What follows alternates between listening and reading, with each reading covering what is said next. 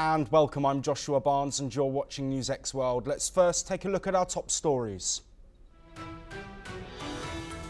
US President Donald Trump has signed a proclamation banning people from 12 countries from entering the United States. Trump cites national security, saying the move was needed to protect against foreign terrorists.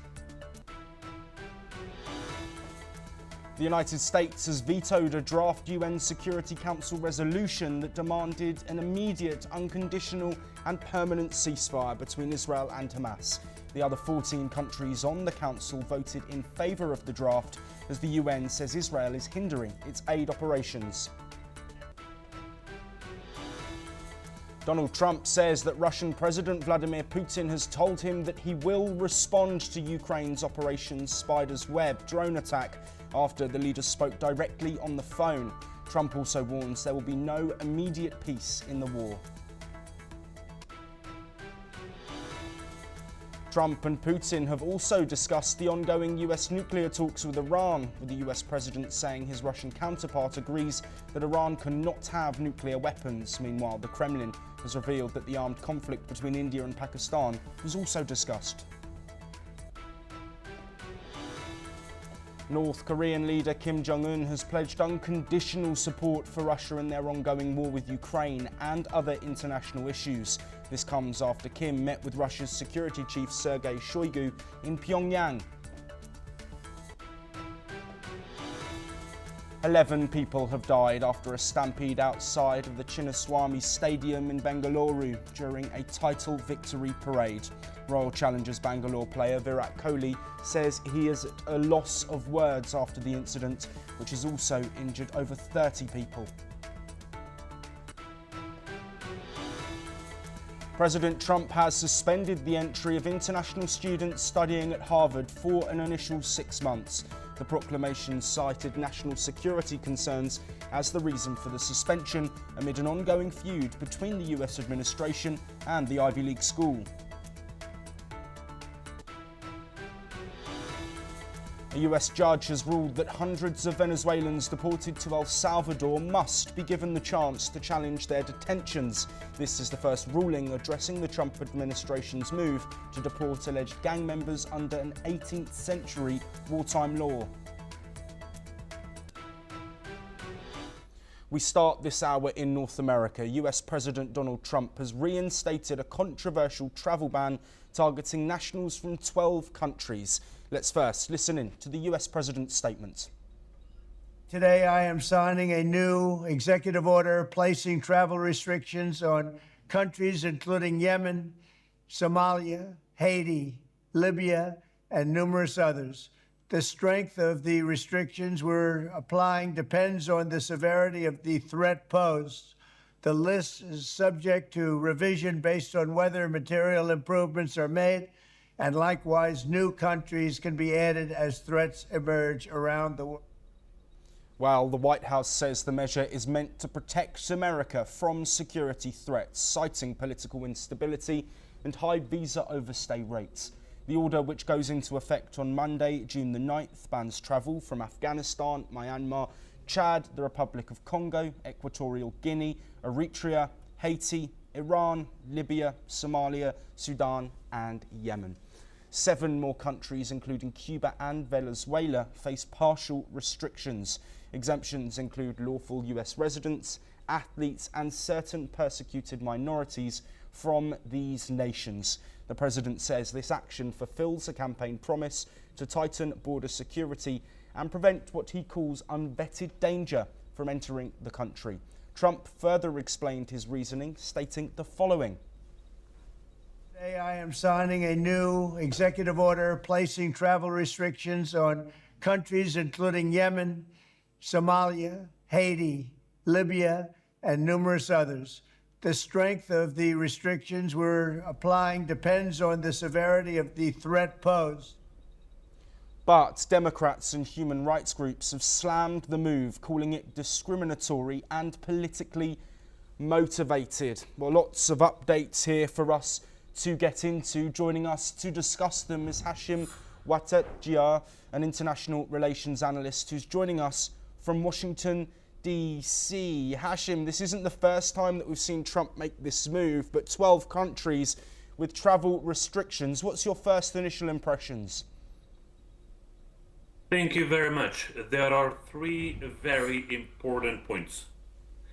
Point number one is that it's not all about terrorism. Yes, there are some of the countries among these 12 countries listed on ban list, but not all of them about terrorists.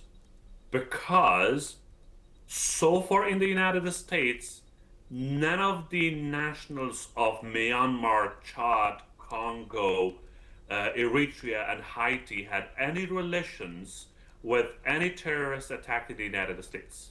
But these countries are part of the 12 countries on the ban list. So that means that it is less about terrorism with regards to some of the countries, more about the expectations of the Trump administrations from these countries to bow to the Trump administration. Point number two, which is very important, that is that the Trump administration is expecting some of the countries to support the deportation process that the Trump administration has initiated, a mass deportation. And some of the countries, they do not support this process. So for that purpose, the Trump administration would like to penalize these countries. Last but not the least, Trump administration's definitions of international relations is that you are either with the United States or against it. If you are not part of the United States or aligned with the United States or Trump administration supported, then that would mean that you are against it. What does that mean? For example, in terms of Afghanistan, the United States signed a deal with the Taliban in Qatar, and the Taliban was not a terrorist group in the government of the United States. But now, based on my view, the inclination and tilting of the Taliban's regimes more towards Moscow has given an alert to Washington, D.C., so that Washington, D.C. can make a distance from the Taliban regime. Because very recently, Moscow accepted the ambassador-level diplomatic relationship between the Taliban and Moscow. And also, Moscow consideration of removing Taliban from the terrorist list. This is not acceptable for the Trump administration. Yes, Hashim, I want to look at some of the countries that have been included in this travel ban. Sudan, one to point out, Myanmar, and of course Afghanistan as well, countries that have seen violence or are currently experiencing a civil war.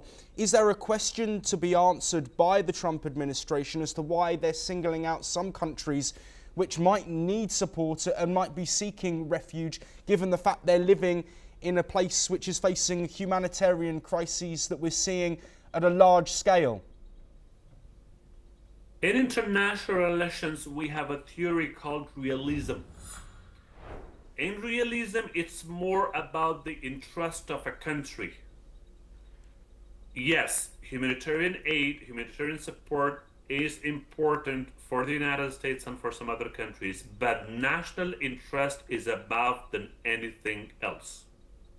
Particularly for Trump administrations and the Trump who has a business background, it is more about winning of businesses, money, investments in the United States, and what Trumps can get in return of supporting any areas or spheres that can be humanitarian support, that can be anything else.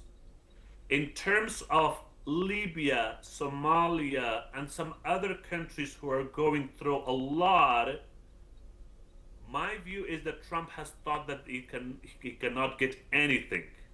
But what Trump thinks is at least these countries can accept their refugees back from the United States. Remember, as soon as some of these countries accept the request and expectations of the Trump administrations, this list of 12 countries will be dramatically reduced. Yes, and Hashim, to bring an end to our discussion, what do you expect the international reaction to be? How will this be received, not just by the nations that are included on the list, but other nations that might be aligned with those that now face a travel ban?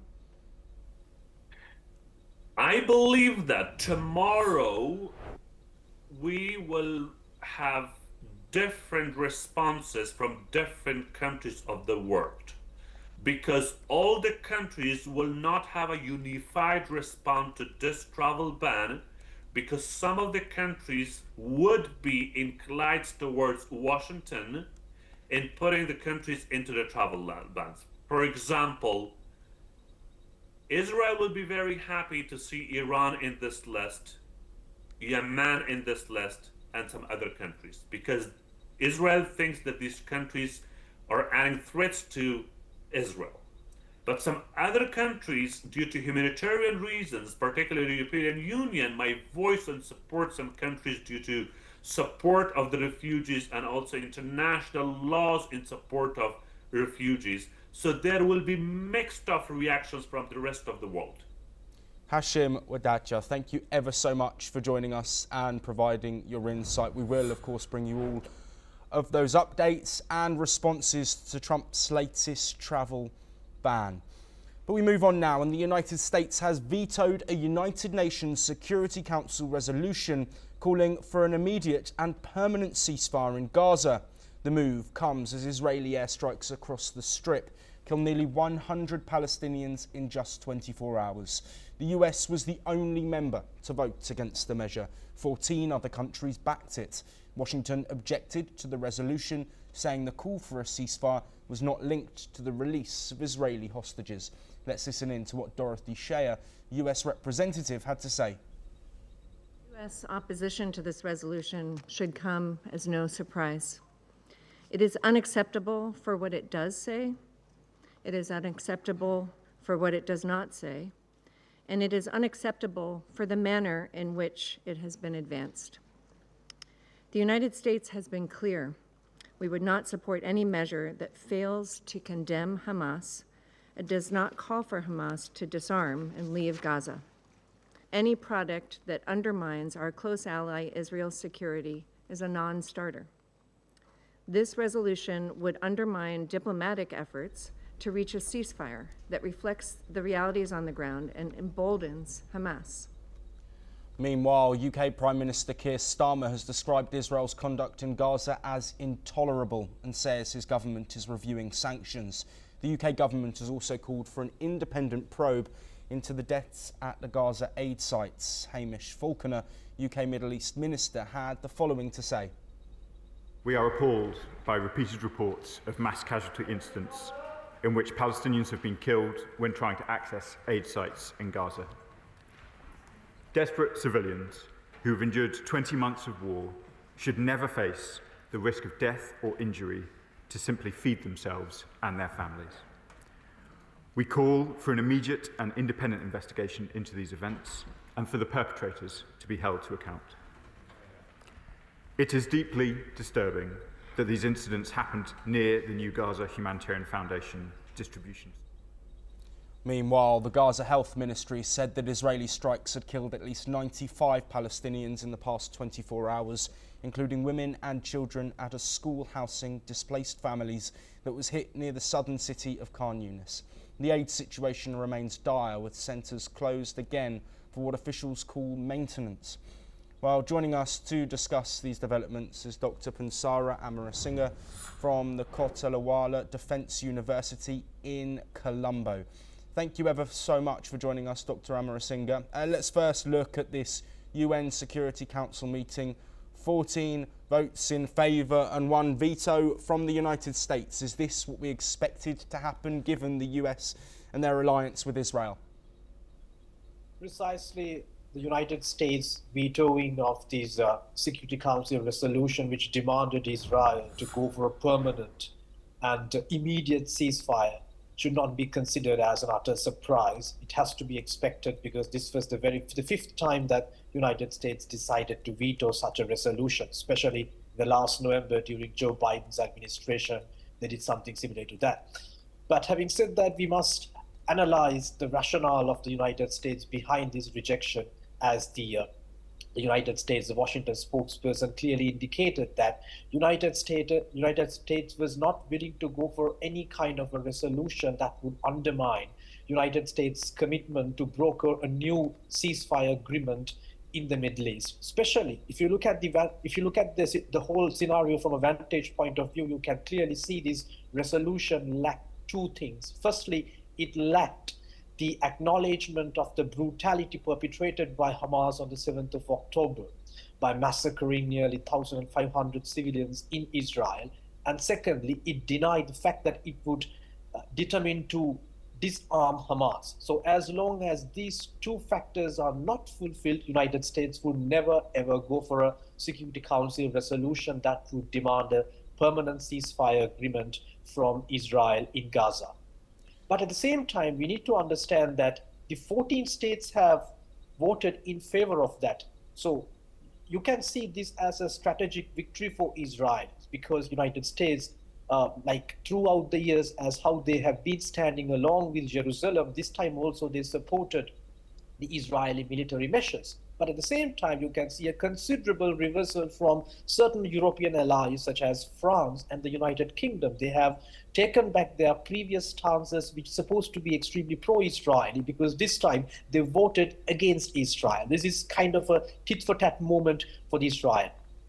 Yes, and Dr. Amarasinghe, I would like to build on that. Of course, we've seen more condemnation coming in from world leaders. Keir Starmer being very clear, calling Israeli actions in Gaza intolerable and talking about potential sanctions. Are we getting to a point now where it is Israel and the United States against the leading Western nations and their leaders? It is quite likely to see a situation wherein United States would be the only ally, the durable ally for Israel, because if you look at what is happening in Europe, especially from European Union, Israel has been tremendously pressurized.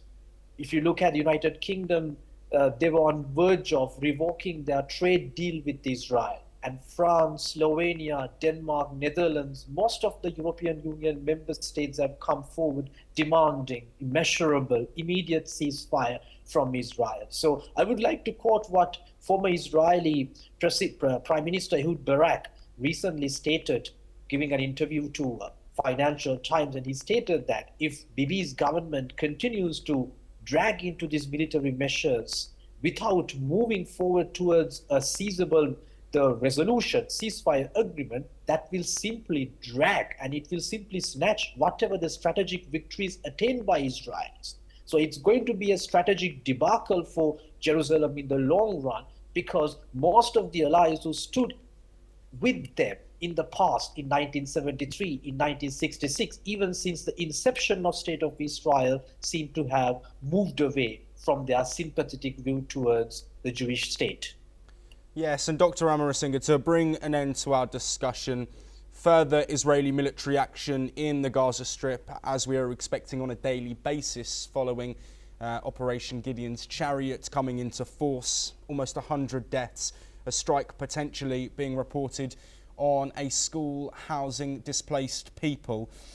Given the action that is ongoing, what do you think is next after this UN Security Council failed to come to a demand that was agreed by all parties?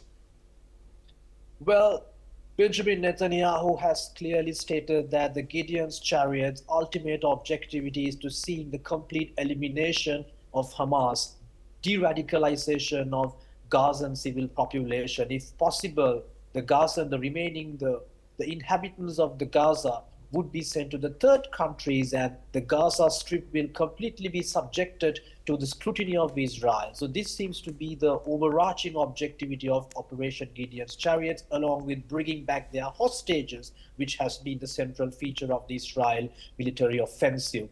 But we need to be quite realistic in terms of achieving these objectives, because even if they try to disarm, if they try to eliminate the entire population, still the Hamas has to be accepted as an ongoing ideology. You can see if you look at the past few months, and Israel was quite successful in eliminating the leaders of Hamas. Yahya Sinwar is gone, and Mohammed Haneh is gone, Mohammed Al-Daif is gone. All these leaders have been eliminated, but still the Hamas forces are prolonging their military, their actions against Israel. So this has to be understood, whether to which extent it would be feasible to realize, to achieve the potential and complete victory against an ideology. You can kill people, but it is highly doubtful whether it would be quite practical to eliminate, get rid of a total ideology. Dr. Pansara Amarasinghe, thank you ever so much for providing your insight. We will be across all of the developments on the ground in Gaza and also the diplomatic calls towards a ceasefire.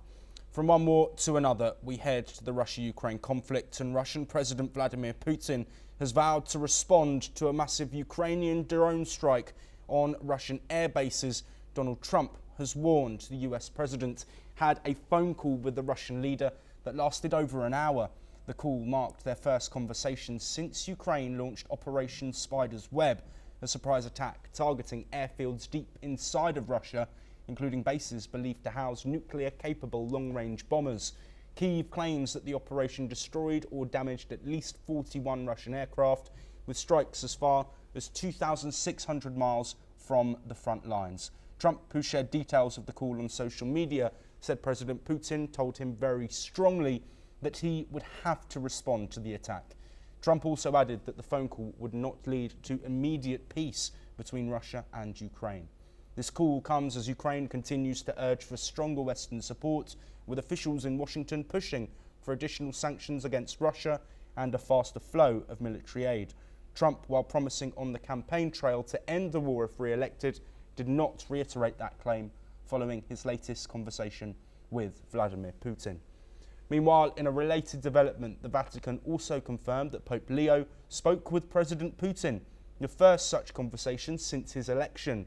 In a rare public statement, the Holy See said Pope called on Russia to take a step that favours peace, emphasising the urgency of dialogue and humanitarian relief efforts. Staying on the Russia-Ukraine war, and North Korean leader Kim Jong-un met Russia's Security Council Secretary Sergei Shoigu in Pyongyang. During the talks, Kim pledged unconditional support for Russia's stance on Ukraine and broader international affairs, according to North Korean state media. He reaffirmed Pyongyang's commitment to backing Moscow's foreign policy and vowed to uphold the bilateral treaty signed during President Putin's visit last year. The treaty includes a mutual defence pact requiring immediate military assistance if either country faces armed aggression. Their discussions also focused on deepening the strategic partnership and broadening cooperation across various sectors. Shoigu in turn praised the matchless heroism of North Korean troops, who he said fought alongside Russian forces in the battle to liberate the Kursk region. Staying on the topic, and Ukraine and the United States are moving forward with plans to start a new minerals fund by the end of the year. Ukraine's first Deputy Prime Minister, Yulia Svyrydenko, said the fund's first board meeting is expected in July. This fund, strongly supported by US President Donald Trump, is meant to help develop Ukraine's rich mineral resources. The agreement was signed in April after negotiations and has since been approved by Ukraine's parliament. During her visit to Washington, Svyrydenko met with US Treasury Secretary Scott Bessent and officials from the Development Finance Corporation to discuss startup funding and an investment strategy. The deal also represents a step toward improving relations between President Trump and Ukrainian President Volodymyr Zelensky. Well, coming back to the 75-minute phone conversation that took place on Wednesday between President Trump and Vladimir Putin, Trump says the Russian leader has expressed a willingness to assist in ongoing nuclear negotiations with Iran. According to President Trump, he underscored the urgency of preventing Iran from acquiring nuclear weapons, stressing that time is running out and that the United States cannot allow Tehran to become a nuclear power. Trump reported that Putin agreed with this position and indicated he may play a constructive role in helping to advance the negotiations. No formal agreements or timelines were announced following the phone call. Well, in a significant development, Russian President Vladimir Putin and US President Donald Trump held their phone call discussing rising tensions between India and Pakistan. The call came amid heightened conflict following the deadly Pahalgam terror attack, which left 26 civilians dead and triggered India's Operation Sindoor, targeting terrorist camps across the border. Both nations' nuclear powers exchanged strikes before agreeing to a ceasefire on May the 10th. Kremlin aide Yuri Ushakov confirmed the leaders discussed the conflict, with Trump highlighting his role in helping to de-escalate the situation. Moving on now, tragedy struck celebrations in India's southern state of Karnataka's capital, Bangalore, last night, as a stampede outside the Chinnaswamy Stadium claimed at least 11 lives and left dozens of others injured. The incident occurred during mass celebrations marking Royal Challengers Bengaluru's historic victory in the IPL. Over 200,000 people had gathered outside the stadium, far exceeding its 35,000 seat capacity. The state's chief minister has promised a full investigation into crowd management failures. Condolences poured in from across the country and around the world. Former UK Prime Minister Rishi Sunak, whose wife Akshata Murthy hails from Bengaluru, said in a post on X that their hearts go out to the families of those affected. Political leaders across party lines also expressed grief, as did RCB's star batsman and Indian cricketing legend Virat Kohli, who posted that he was at a loss for words and absolutely gutted by the news. Meanwhile, authorities in Karnataka have launched a high-level inquiry to prevent such tragedies in the future.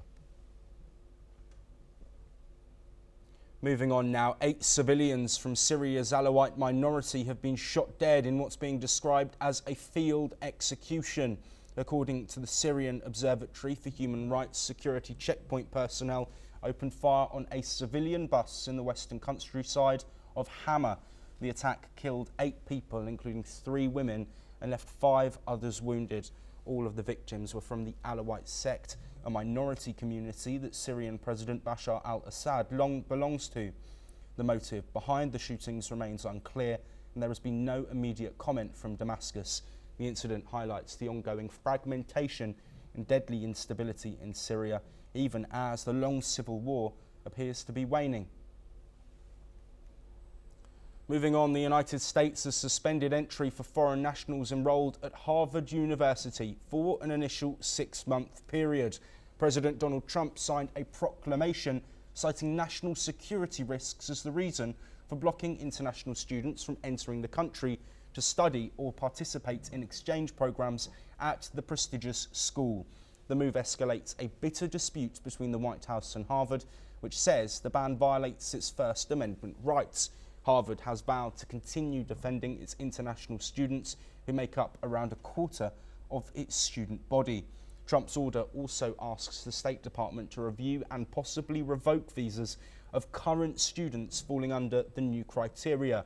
This comes amid a wider administration campaign against Harvard, including attempts to strip its tax-exempt status and freeze federal funding. The White House accuses Harvard of maintaining dangerous foreign ties, namely China specifically, and of failing to report illegal student activities to Homeland Security. Well, that is all we have time for, but we will continue to bring you more of the latest breaking news from across the world.